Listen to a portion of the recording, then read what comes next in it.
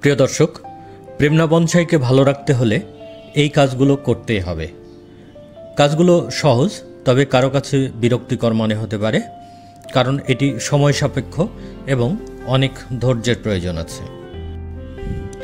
সেটা হলো February March মাস থেকেই প্রেমনার প্রচুর কুশি ছাড়তে শুরু করে এবং ঝোপ হয়ে যায়। এ অবস্থায় ডালপালা পাতলা করে না দিলে দেখবেন বেশিরভাগ ডাল দুর্বল হয়ে থাকবে, আবার অনেক ডাল লম্বা হয়ে বেড়ে চলে যাবে এবং মোটা হয়ে যাবে, ফলে গাছের শেপটা নষ্ট হয়ে যাবে।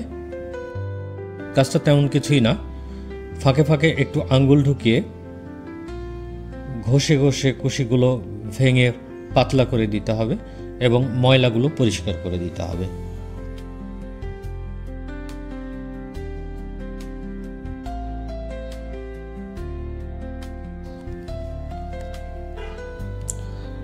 এছাড়া দু একটি ডাল কাটার জন্য প্রুনিং শিয়ার, কাঁচি বা অন্যান্য কাটার যন্ত্র ব্যবহার করতে হতে পারে।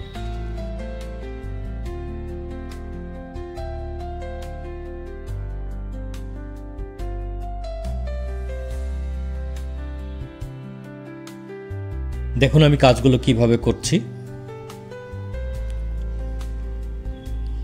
একেবারে কুশি বেরিয়ে ঝোপ হয়ে আছে এবং ভেতরে ভেতরে অনেক ময়লা জমে আছে। এগুলো হাত দিয়ে ঘষে ঘষে পরিষ্কার করে দিচ্ছি।